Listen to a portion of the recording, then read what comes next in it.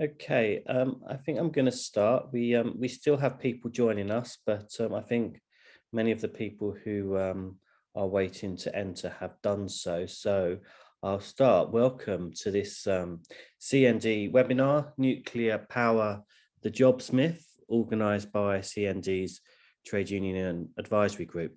I'm Daniel Blaney. I'm one of the vice chairs of CND. This webinar will look at the myth of jobs in the nuclear sector, its links with civilian and defence jobs, and explain why waiting for the government to deliver on these will see other important work needed to decarbonise the economy neglected.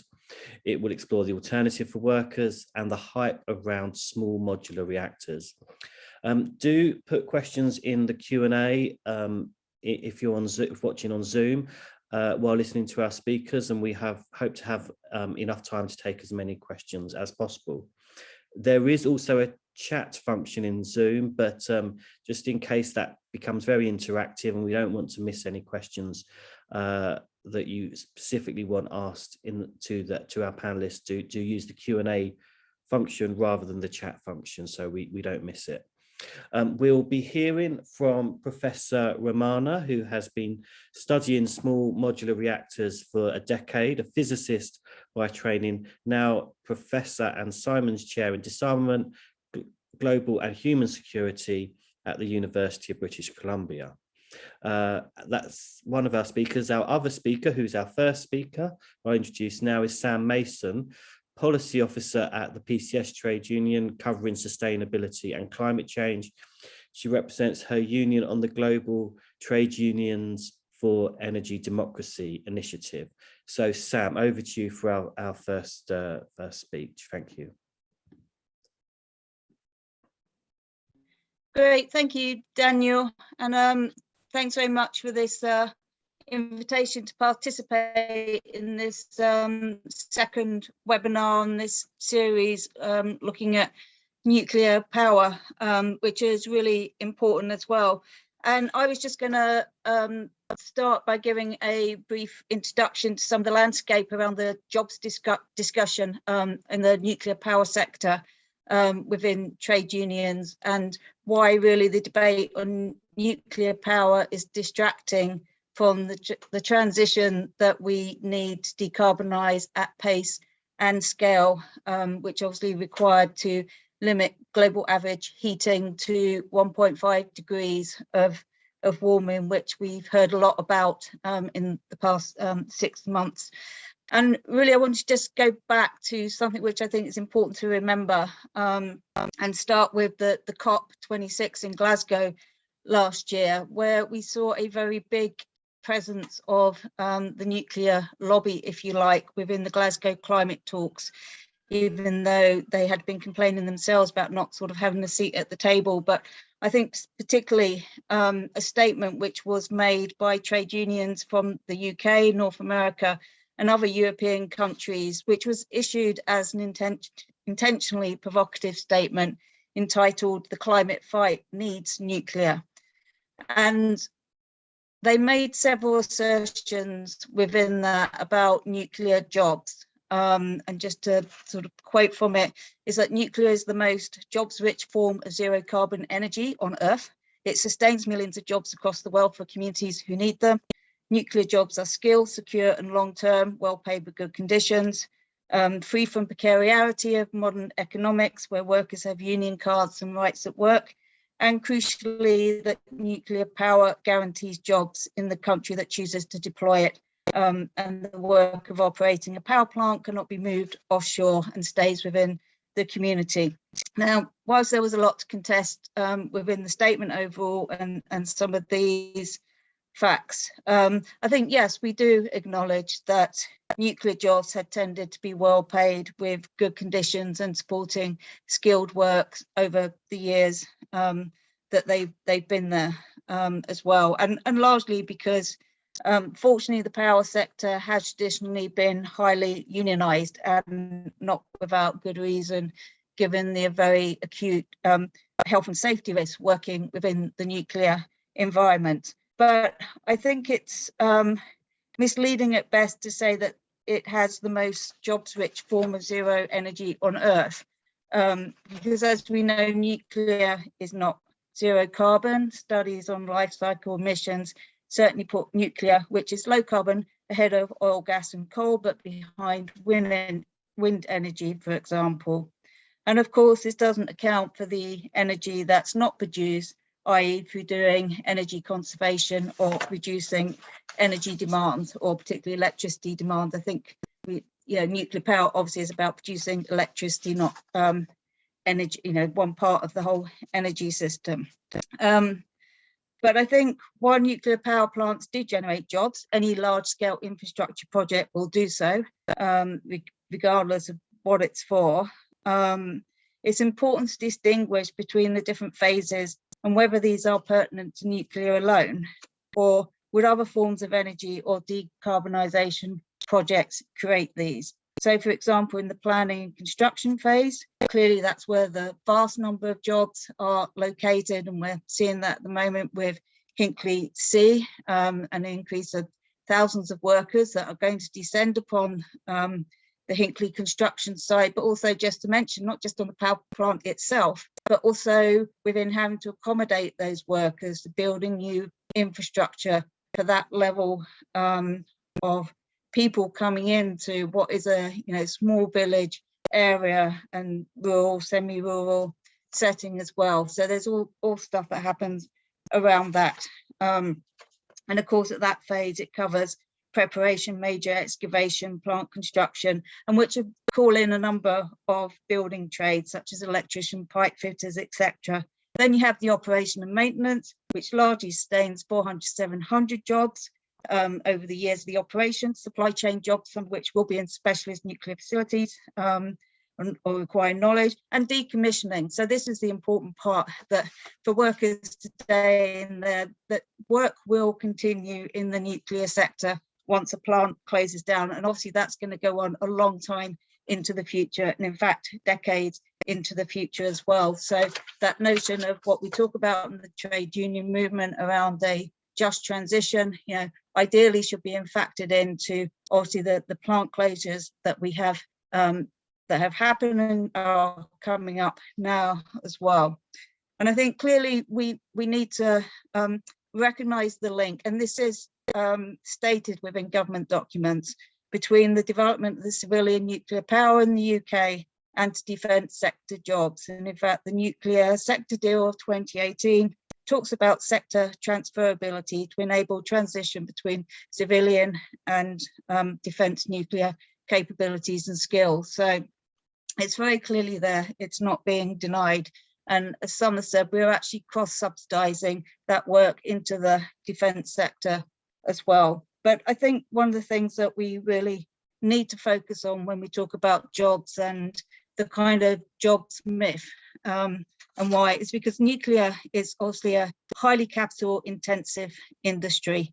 A lot of money which is going into the infrastructure and plant is distracting and being taken away from jobs that could be done elsewhere. And if you look in the context of our current energy security debate and the energy security strategy that the Johnson government announced at the beginning of April, all that money and the immediate work that needs to be done, for example, to cut energy bills and get the 10 million people, but not just them, threatened with fuel poverty, could be going into energy conservation work and retrofit, which is massively jobs intensive and would imply lots of people. But of course, it also distracts that money from our public services as well and the other things. So we see all these gaps within the health sector, education, social care particularly. So I'm not saying all those jobs out of nuclear are necessarily directly transferable into some of those, but obviously what we do need and what we would advocate for is that we need a proper energy plan. We need a proper jobs plan across the piece. We have an opportunity now to come out of nuclear altogether. We could end it, not put this money and lose time fundamentally as well for what we need to do to tackle the climate crisis and the economic crisis by investing huge sums of money and losing lots of time within the nuclear sector. So I'll just leave it there for those comments, and obviously happy to contribute later to any questions. Thank you. Great, thank you very much. Right.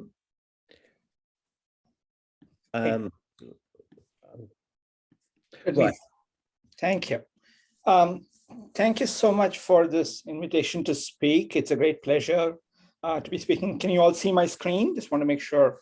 I'd like to share a few slides. Okay, thank you. So Sam sort of laid out the debate very well. I'm going to give you a little bit of background about what the nuclear power sector is going through and what kind of challenges new reactors will face in order to contextualize this debate a little bit. Let me start by just giving a little bit of an overview about nuclear energy today. To give the construction part of nuclear power has the best days of construction were over about 33 decades ago. This is a picture, a graph of all the reactors that were connected to the grid since the beginning, since the 1950s. It's from the World Nuclear Industry Status Report that I'm a contributor to. And what it shows is that the nuclear fleet around the world was largely built during the 1970s and 1980s. You can think of the first peak as corresponding to the wave of construction in the United States, and then the second peak to the wave of construction in Western Europe. And after around 1985, 1986, you see a sharp decline. And 1986, for those of you who remember, was when the Chernobyl reactor blew up, contaminating a vast part of the Northern Hemisphere with radioactive fallout. And ever since then, the numbers of reactors around the world have been shut down at roughly the same pace as which they had been built up. So if you look at this graph again, there are many years when there are far more reactors that have been shut down than have been constructed.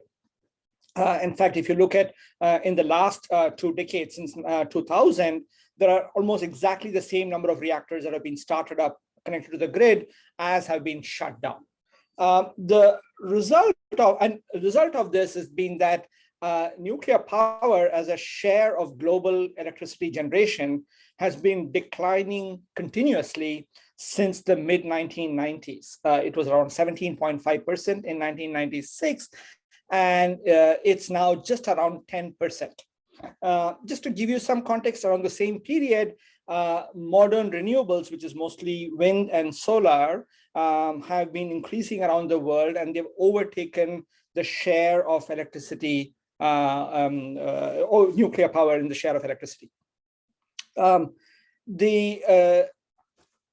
Even the most optimistic projections that are put out by the International Atomic Energy Agency, an institution that is set up to promote nuclear power, the peaceful use of nuclear power, while also trying to ensure that the fissile materials produced in these reactors or used in these reactors are not used to make nuclear weapons. Even the most optimistic projections have been declining.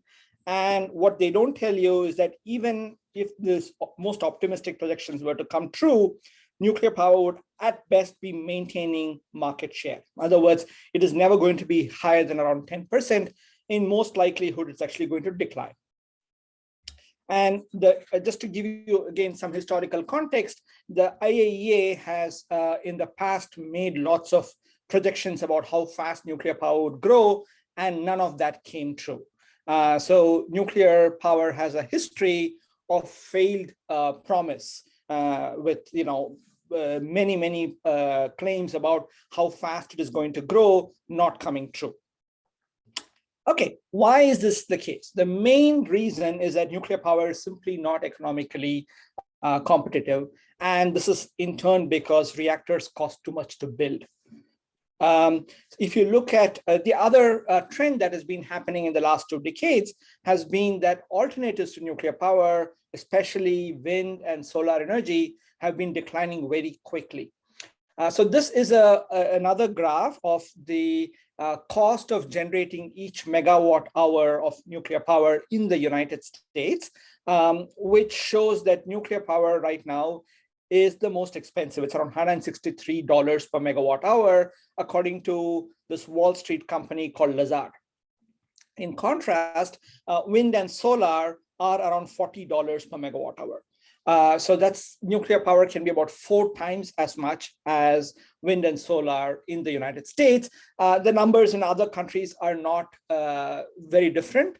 I don't have these kind of annual figures, which is why I'm sort of plotting it from the United States. But the qualitative picture is more or less similar. This means that, the often mentioned argument that, oh, the wind doesn't blow all the time, the sun doesn't shine all the time, is true, but it does not mean that you cannot run a grid with it, because the difference between adding nuclear power is not going to help that problem, because nuclear power is so expensive, you cannot use that to back up solar and wind. And we can talk more about that during the Q&A if anybody is interested. Okay, the other important trend that has happened in the last decade or so has been that the old story, which was that nuclear power plants are expensive to build, but relatively cheap to operate, that is getting unstuck, especially in those countries which have competitive electricity markets. And they're being shut down because their operational costs, the cost of keeping all the workers there, buying the uranium for the fuel, setting aside money for decommissioning and waste disposal and so on, is higher than sometimes even the cost of building a new solar or wind plant. So as a result, many utilities around the world where there are competitive electricity markets have been shutting down older nuclear plants, usually when there is some major piece of equipment that has to be replaced because it is aged. And so all the claims that you've heard about nuclear power having a renaissance has not actually come true. So this is a picture of all the reactors that were under construction at the beginning of each year. And you see that there was this hype in the first decade of the century about a so-called nuclear renaissance that led to a number of reactors starting construction, but that has more or less tailed off. And most of that has been actually due to China, which is a different story in and of itself. We can talk about that later if necessary. In the United States, during the second half of the first decade of the century, around 30 reactors were ordered, largely as a result of the Energy Policy Act under the George W. Bush government. And of this, about 15 large reactors are expected to come online by 2021. In actual fact, when these utilities actually thought about building these reactors, they ended up with what we call sticker shock. The cost was just so high that most of them abandoned those plans. Only 4 reactors began construction. Of these, 2 reactors were in the state of South Carolina, and they were abandoned after about $9 billion was spent because the cost kept growing and growing, and the time delay kept increasing and increasing. And this particular project in South Carolina resulted in Westinghouse, one of the the most respected nuclear power plant builders, designers around the world, actually filing for bankruptcy protection in 2017. So all that is left there is 2 reactors being constructed in Georgia, which are now about $30 billion. That $30 billion is more than double of what was initially projected for its cost of $14 billion, which itself was much higher than the initial cost estimates that were made when the utility even thought about building these nuclear plants. In the UK, as you know, there were plans to build 8 new nuclear plants, at least 8 new nuclear plants under Gordon Brown. There were even talks about 10 new nuclear power stations coming on by 2020. And there were a number of projects which were planned. And the only one that is left is Hinkley Point C. Hinkley Point C was supposed to have come online by 2017. It'll be at least it's 8 to 10 years later than that. The cost has increased, and all of you know more about this than I do. But just to give you a sense of how this kind of hype can actually pan out when it comes to real construction. Okay, this situation for nuclear power has led to the nuclear industry claiming that there's this new generation of nuclear power plants called small modular reactors that are going to solve all these problems of nuclear power. And the question is, does it really work out? So just to give you one little explanation of what these so-called small modular reactors are, by definition, they are going to be producing a smaller amount of electricity as compared to typical nuclear power plants. If they are producing less than 300 megawatts of electricity, they are defined as small reactors. In comparison, Hinkley Point, as you know, is about 1,600 megawatts. The average around the world is around 1,000 megawatts. They're not necessarily physically small. The size of any of these reactors depends very much on the design. There are some reactors which are physically small and some which are physically large. And that depends on the kind of design that is being chosen. The other term in the word small modular reactors is the word modular. And you can think of the little definition of it is that the reactor is not manufactured on the site of where the power plant is, but is assembled at the site by using factory fabricated modules. It's sort of like Lego sets, and this is not me saying it. This is the head of the French Atomic Energy Commission in a video showing how exactly these are like Lego blocks. And each module is supposed to be a portion of the finished plant. And the reason why there is going to be the idea of modular construction is being propagated is that in the past, it's the field construction that has often led to cost overruns. But this is something which is done in all nuclear plants. The AP1000 that's being constructed in Georgia that I talked about is also a modular reactor in that a lot of it actually is manufactured in factories, and it's only the assembly that happens. And therefore, modular construction is not necessarily going to be a solution to all the cost problems that nuclear power has faced. The other thing to remember about small modular reactors is that apart from cost, they are also going to be confronting a number of other challenges. The four main challenges which researchers identify for nuclear power is the high cost, the risk of accidents, catastrophic accidents like Chernobyl and Fukushima, the problem of dealing with radioactive waste, which stays hazardous for hundreds of thousands of years, and the connection between nuclear energy production and nuclear weapons proliferation. And some years ago, my colleague Zia Mia and I looked at all of the different kinds of small modular reactor designs that were being proposed. And we found that all the properties that you require in order to deal with all these problems will never be realizable in a single design. And so each design either tries to optimize itself to become safer or reduce the amount of waste produced, but they cannot really solve all the problems at the same time. They usually make the other problems worse when they do that.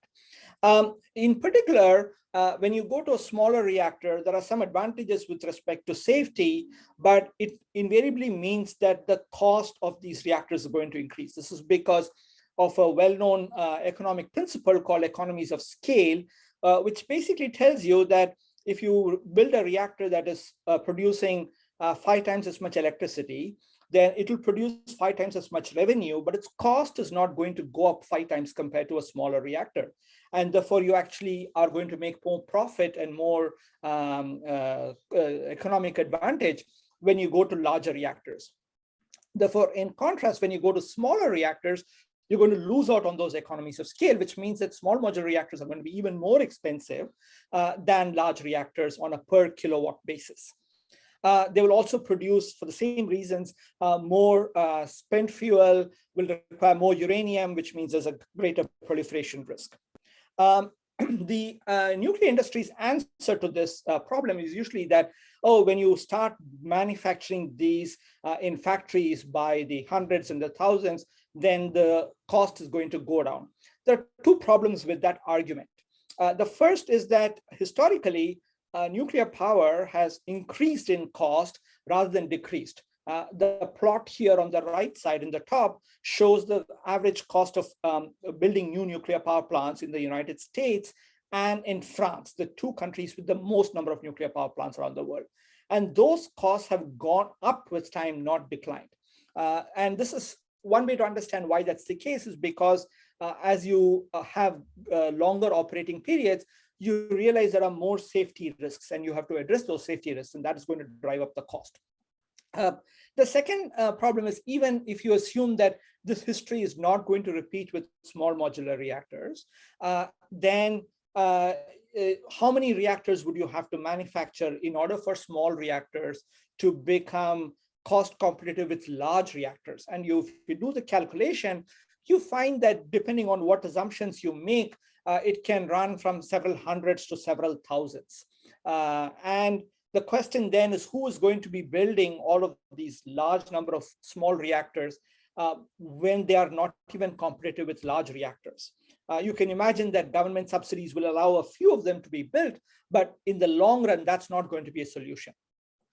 So schematically, you can kind of think of this as small modular reactors are the top curve on the graph here. Those are going to be declining in cost as they build more and more and more. And at some point, maybe it will become cost competitive with large reactors. But all of this are so much more expensive than solar and wind, which are also declining in cost. And therefore, that cost disadvantage is not something which all of this factory manufacturer is going to really address.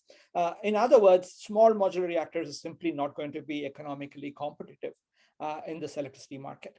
Okay, now let me turn to the question of jobs. The problem with the jobs is there's a central dilemma. In nuclear power, the high costs of nuclear power are in part because there are large labor costs involved in constructing these and in operating these. And therefore, the thrust of the nuclear industry will have to be to try and reduce jobs. At the same time, what they would like to do is to set themselves up as a big jobs creator. And both of them cannot be true at the same time. Okay? Let me explain why. The question is, will investing in nuclear power plants or small modular reactors create jobs? The answer is yes. But that's the wrong question. The question really should be, will the number of jobs created by investing in a certain amount of money in small modular reactors, or large reactors for that matter, exceed the number of jobs created by investing the same amount of money in a different low carbon energy technology? And let me give you one example. So in the United States, there's a new design called OKLO that applied for a license from the Nuclear Regulatory Commission. And in its environmental report, Aurora, this particular design called Aurora, they kind of described how many jobs they expect to be creating. So the claim is that this is a small, really small reactor which will be kept in off-grid community with maybe a population of about 1,000, and it will create approximately 15 full-time jobs, which is going to be available to local residents and maybe about 40 temporary construction employees. Okay, so this is basically intended to say that it was not going to disrupt your community, and at the same time there are going to be some good jobs that are going to be created. Okay, so let's say that's true. Okay, what is the economic implications of that? So the Aurora plant produces just 1.5 megawatts of electricity. It's a really small reactor, which means it's going to produce around 11,000 megawatt hours if it operates at 90% capacity factor, which means pretty much all the time. The annual pay for a US nuclear power plant operator is around $111,000. And therefore, just the cost of paying all of these people would contribute around $140 per megawatt hour, assuming there is no other cost associated with the nuclear power, no cost with building the plant, no cost for buying fuel, and so on and so forth. And this itself, therefore, is about 4 times that of solar and wind, right? So you will not be able to afford the electricity that this particular plant is going to be producing, right? And this is why when you look at what many of these nuclear reactor vendors are doing, they're trying to reduce requirements for operators. They want to, some have even talked about a completely automated nuclear reactor. They are trying to automate as many parts of the nuclear generation as possible, and so on and so forth. And this is kind of logical, because if your cost is so high and you're not going to be economically competitive, then you want to reduce the cost. And the one way you can try to reduce it is by reducing the number of workers. Okay. Similarly, the whole idea of factory manufacturing is of these this so-called modular construction is to reduce the labor cost, okay, and construction jobs at the site. And this is exactly the idea that that's why the move towards modular construction, both in large nuclear plants and small plants, is happening, right? So that's really the problem. That if there are going to be more jobs, the reactor and the power that produces is going to be more uneconomical. Okay, what do the academic studies on this subject tell us? Basically, there are very few studies that have actually looked at the numbers of jobs, and they are often based on data from really long time ago. So especially in the nuclear sector, because the rate of new nuclear reactor construction has been so low, much of the data about how many jobs are created by nuclear power plant construction and operation, construction in particular, are really based on numbers from the 1970s and 1980s. And the industry has changed tremendously since then. I've been sort of talking about modular construction, which has been used in so many other parts. And therefore, these numbers of jobs that are shown for nuclear power plant construction have to be considered to be an overestimate. Okay, and even with that, I don't expect you to read all these numbers. I'll just tell you the bottom line. What you find is that nuclear power jobs tend to be much lower per unit of electricity generated compared to solar power, especially. Wind tends to, especially onshore wind, tends to be a little bit lower compared to solar, but it's typically higher than nuclear, although not by a lot. And you can also look at construction jobs. If you were to do try to answer the question that I asked in the beginning, which is how many jobs will be created per $1 billion that are invested, what you find is that nuclear is by far the lowest. Onshore wind is a little bit higher, offshore wind is even higher, and solar tends to be the highest. And these are sort of numbers based on a paper that came out last year that looked at energy sector jobs as different governments have reported to these researchers, as well as the cost that I mentioned earlier from Lazard.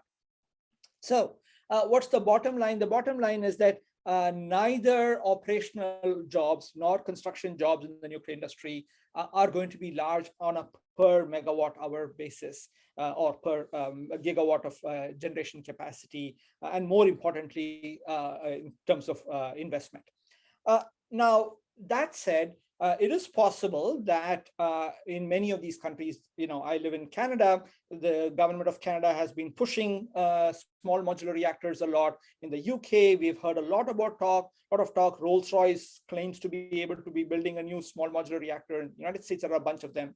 So it's quite possible that some of these reactors are going to be built, okay? The real question is that going to be a job that is reliable, that's going to be stable for a long time?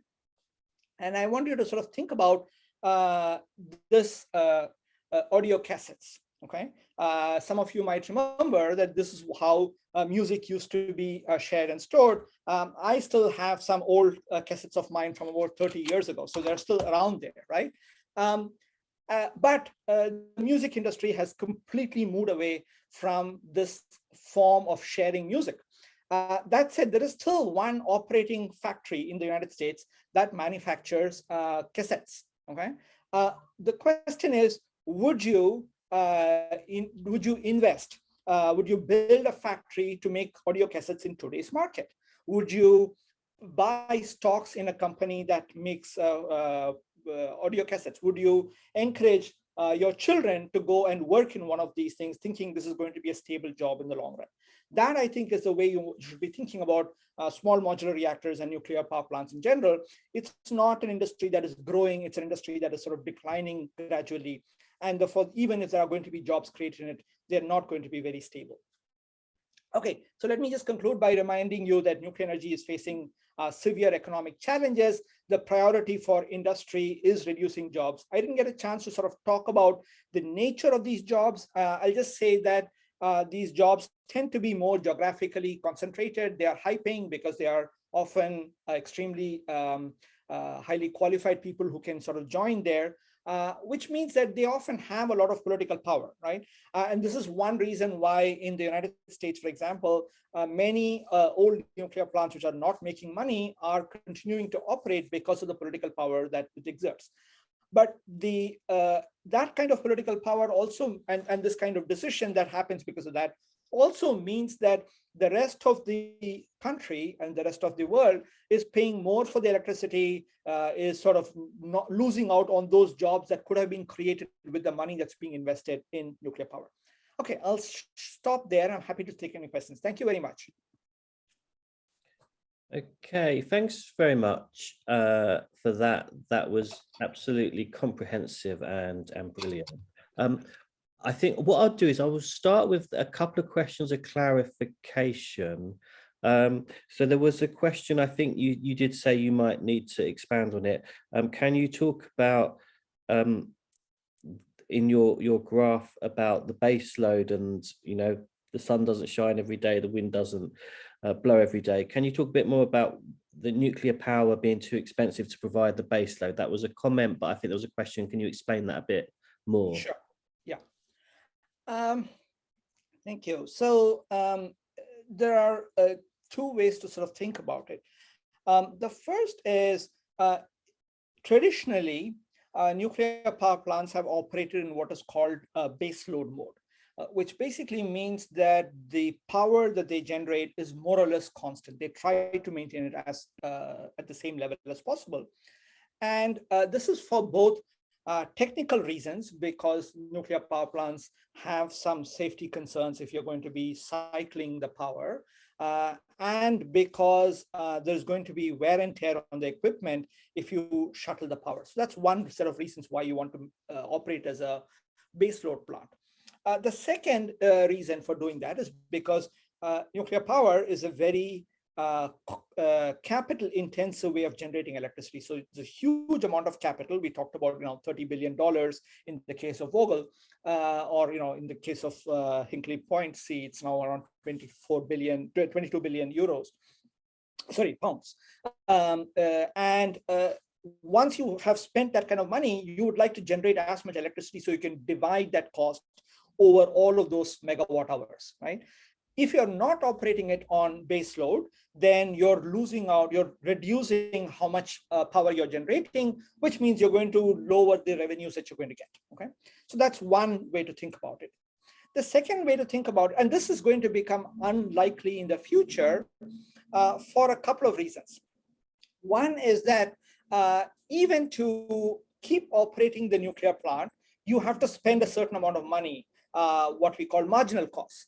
And these marginal costs, as I argued earlier, tend to be higher than the marginal costs of alternatives.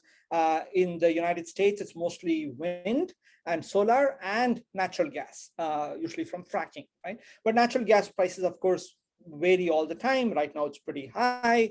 But wind and solar, because they require no fuel, have essentially zero marginal cost or very low marginal cost.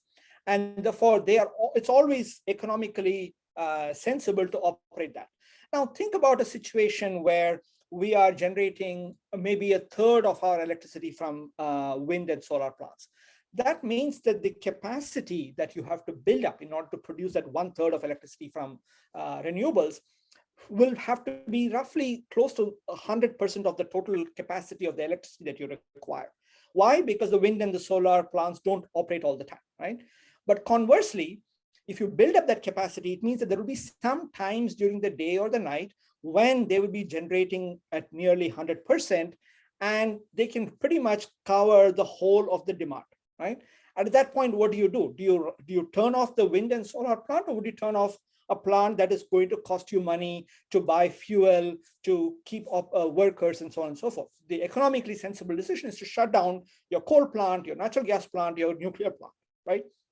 So in the future, as renewables become more and more, they are not going, the system will not require any plant to be operating at a baseload capacity, right? So nuclear power will become even more expensive in that scenario, right? The last thing I want to say is that there are other ways of dealing with this. And broadly speaking, there are three ways by which you can try to deal with the variability of solar and wind. The first is that you're going to you can do diversity of technologies, onshore, offshore wind, solar power, solar, centralized solar, etc., etc. And the second is you have geographical diversity. So the wind may not be blowing right in British Columbia where I'm living, but it may be blowing in the eastern part of Canada. And if you're connected, then that's something you can deal with. The second way you can deal with is to use storage. And the third is to do something on the demand side. So there are multiple ways of dealing with it, which tend to be much cheaper than trying to build a very expensive nuclear plant and just operating it during the time when the wind is not blowing or the sun is not shining. Okay, great. Thanks for that. Now, I've now got a question which probably for both of our speakers, maybe. Maybe I'll come to Sam first. What level of retraining is needed for a just transition? Obviously, we've heard about, the different roles in different sectors. Is there anything we can say about that? Sam, is there anything you can say first? Yeah, I'll start off. I'd just say, in terms of retraining, I think we have to distinguish nuclear is different from the fossil fuel industry in the sense of the transition discussion that we're having. So as I said in my opening comments, all the plants in the UK, if we just put Hinkley aside for now, Hinkley Point C, will be closed by the mid-2030s. That is the plan. I know the government is now looking to extend the life of Hinkley B and some plants, but that is the plan. There's an aging demographic already within the nuclear power sector, so that's already been acknowledged as a problem. And one reason why there's been a nuclear sector deal particularly is around the whole skills agenda and recognition that you've got a big skill. We've generally got a skills gap across the whole economy around a whole bunch of employment areas, and that's historic, but they specifically focus around the nuclear sector. And I know you might come back to these questions, but I've noticed a few comments around the links with the defence sector, but that is also the other thing is why they want to build it into the civilian programme, because of the time lags also with the defence sector as well within some of those contracts. So I think when looking at that skills transition, because for actually what they're doing now is investing in education colleges, in the nuclear training and specialisms even within the construction sector. So they just done a deal recently for welders, for example, down at Hinkley. But so there's a mix of sort of skills that will be transferable onwards. So I think that's one thing we need to get to the kind of crux of, because when the unions and others, particularly the government, talk about all these jobs and all these skills, actually it's a very small percentage and important, of course, and completely important, that actually have very specific sector skills linked to nuclear, high levels of sort of technical knowledge for the nuclear sector as well. So, but I think it comes back to that point. Without a national plan about our energy transition, it's very hard then to build that skills plan, because what we do is we tend to have big infrastructure projects, whether it's Hinkley, whether it's road building projects or whatever, and then develop skills around that, rather than having this transition plan. So going back to the whole retrofit and insulation business, we could be building up those skills now, and that requires a massive investment and rapid skilling up of workers. And we're actually totally losing out by looking the wrong way and asking, sort of the wrong questions, if you like, which Dr. Ramana touched upon there. So I'll just leave it there for now. Thanks. And Professor Romano, anything from you on that question? No, I think Sam has given a great answer. Yeah, we have lots of other questions, so we should move on. Okay, yeah, I'm now trying to manage. They're all coming in at once, so apologies if I'm looking slightly lost. Some of these, I've got a question here. I know some of the late ones are a bit similar. Can the trade unions themselves be part of planning transition, and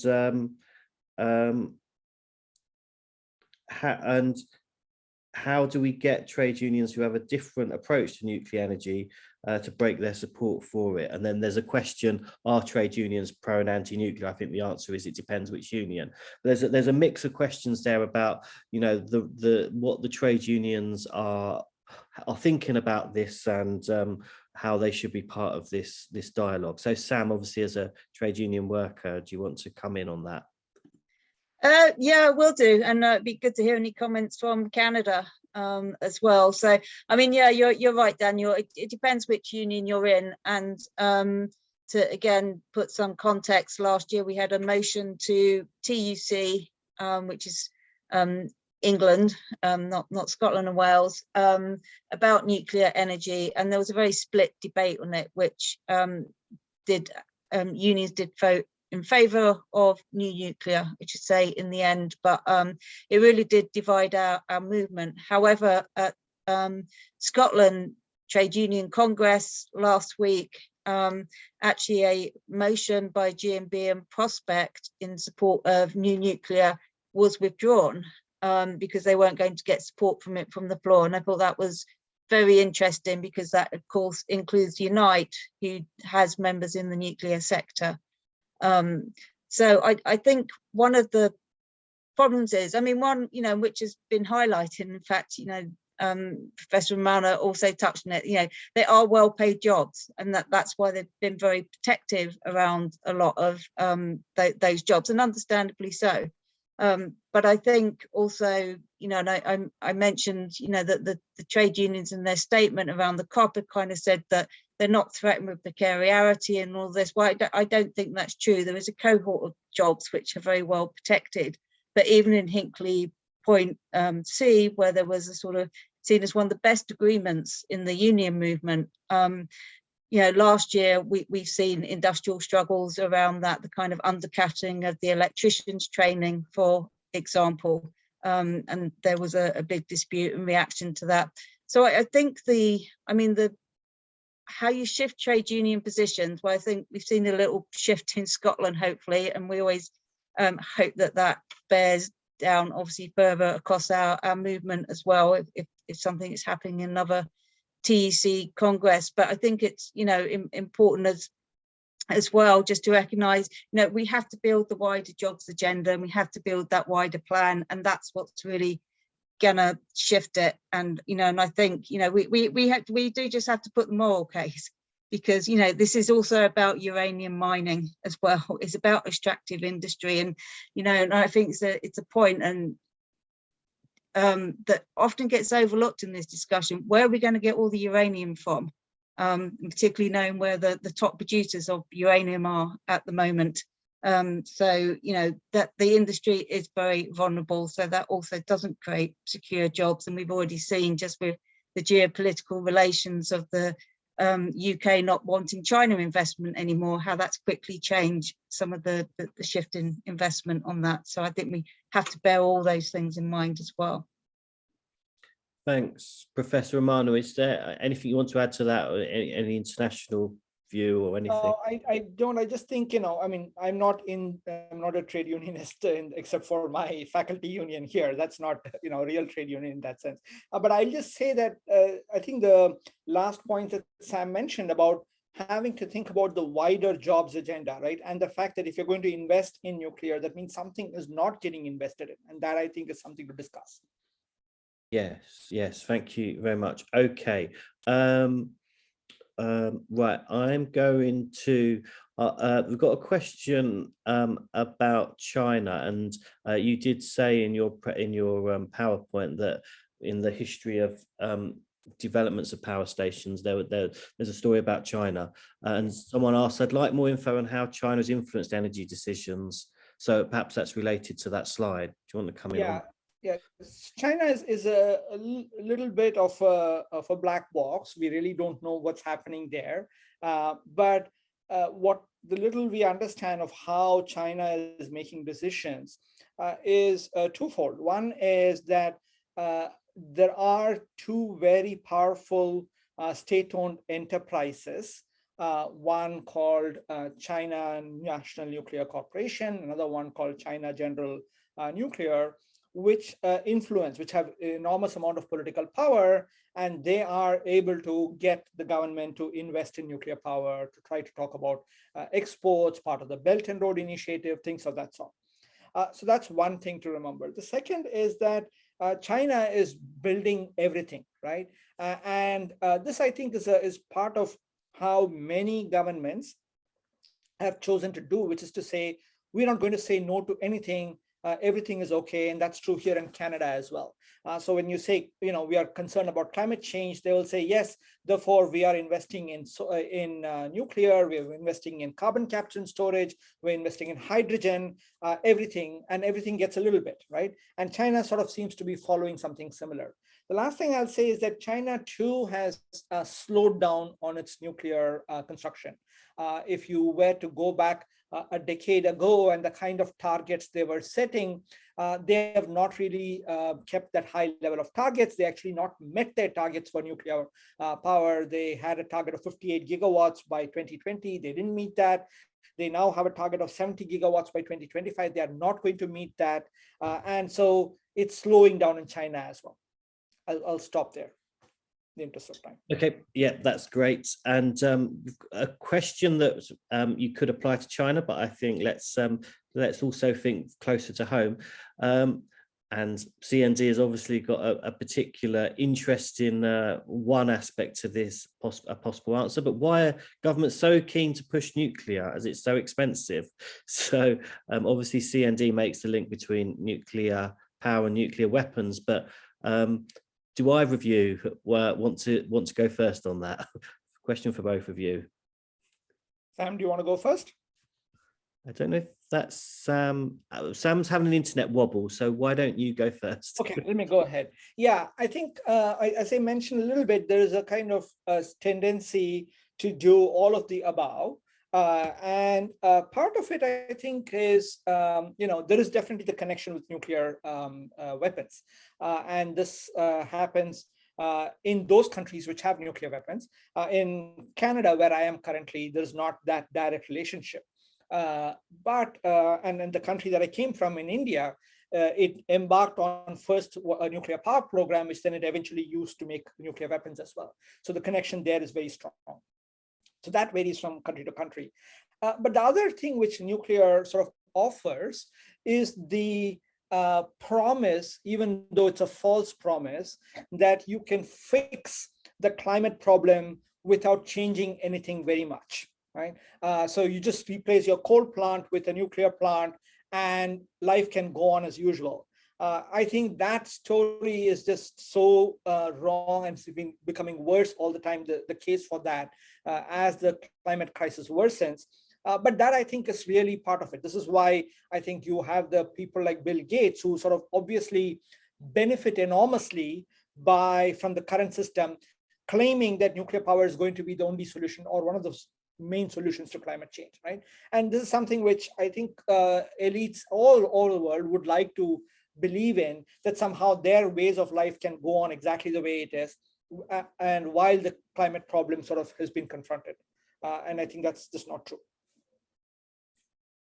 Okay, let's see. Sam, are you back? And if not, I'm just looking at a question which I haven't been able to read in full. So let me, Sam, are you there? That's a no. That's her. I am, but sorry, my internet has gone very unstable. Well, if you want to try and answer, that sounded fine. So interested in your view. I don't know, in your conversations as a union with the government, if you're getting any impressions of why they're so into nuclear power at the moment, given everything we're learning about the disadvantages of it in this crisis? Well, my only perception of that can be it's political and the very powerful nuclear lobby, and the power politics which go on around nuclear in general. And you also got to couple this with the desires to expand, obviously, the nuclear capability in the UK. And obviously last year, I think it was, when Boris Johnson announced the 44% increase in nuclear warheads as well. But also something which I picked up, if you look at the various trade agreements that Boris Johnson has been talking about with Japan, with India, and even going to Saudi Arabia, they have all involved nuclear and selling nuclear technology. So I think this is part of this kind of, Britain in the global world, these kind of statements that Johnson uses. So I think it's all very much linked to that as well. Nuclear makes no sense given where we are.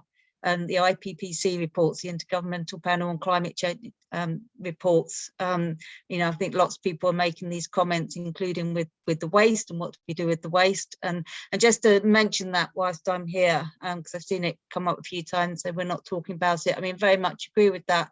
Waste is a huge problem. They've got nowhere to get rid of it. They are talking about the geological disposal facilities and putting it in Cumbria, bribing local communities to have that waste there. But it's absolutely fascinating. I think people have really got to watch the conversations on this, because I heard the some head person at Rolls-Royce a few weeks ago talking about small modular reactors, and they use this, things like, oh, it's only a 1% of all waste compared to other waste, and and these kind of numbers, and which are really distorting for people. And and I take a lot of general public, and there's nothing to do with general public, are just not informed about what these things mean, and these are going out and sort of mainstream news programs. So I think we've got to get in and be responding to these when we hear this misinformation being put out.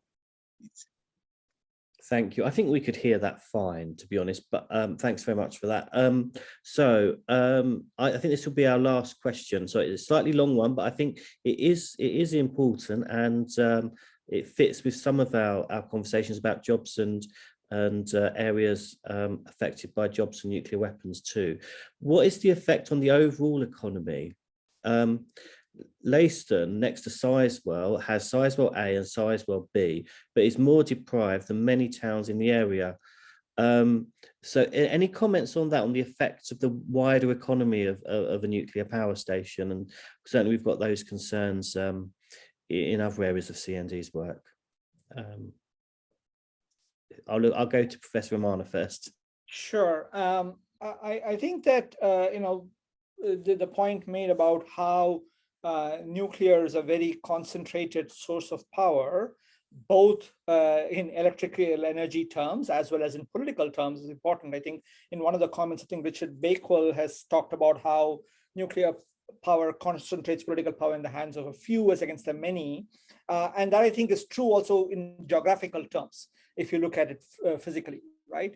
And so there are definitely going to be, what this is going to create is a very uneven pattern of development, if you like. And therefore, those places which might get these large investments then definitely get a lot of the economic output of the rest of the country being funneled into certain specific places. And I think that's going to be a bad thing. Thanks. Sam, anything to add there? Just briefly, just to say, I mean, I'd mentioned earlier about Hinkley Point C. So you've got this influx of workers coming in now that they're now looking at building schools for those. They build accommodation. It has a massive impact on those local areas. And so, and this is one of the the problems of those kind of power plants, because they are by their nature remote. And you just have this big influx where the local infrastructure can't deal with that. But these are not necessarily lasting benefits going into, Bridgewater or, sort of Somerset. And you think, that's money that should be invested for local people for their education, etc. Anyway, you know, right across the country, not just there. So I think it has a, you know, clearly has a very distorting impact and doesn't really create those lasting jobs in local economy. Thanks very much. And I'm just going to answer another question, which was, can the slides be shared? And the answer is yes. And of course, as also CND is archiving this event as well, in any event for you to watch in the future, which I know many people do for watch CND webinars that we have, that we still have available. So rest assured, all the information here is definitely accessible. So I'll have to stop there. I know there's been a lively chat, which I haven't been able to follow, and I'm sure we could continue, but Zoom meetings certainly can only last so long. So thank you very much to our two speakers. They've both been brilliant. And the work goes on. We hope to see you at our next nuclear power webinar, which is going to be on safety issues. That's on June the 6th, save the date. The registration will be open soon. That's nuclear power, insecure, unsafe and unsustainable. But if we're going to talk about dates, I can't end this without talking about CND's main event coming up this month. Following reports, the US Department of Defense has added the UK to a list of NATO nuclear weapon storage locations in Europe being upgraded under a multi-million-dollar infrastructure program. It's believed nuclear weapons from the United States will be coming to RAF Lakenheath, a base in the UK that is run by the Americans. 110 nuclear bombs were stored at the airbase until they were removed in 2008 following persistent popular protest, and they must not be allowed back. So please join CND at the protest at Lakenheath, Saturday, May the 21st, 1 p.m. to 3 p.m. There'll be coaches arranged from across the country. Transport's also available from Norwich railway station. Lots of information on the CND website. Please see you there. But for this event, thank you very much. And I think our host is now going to close the meeting. Thank you. Thank you.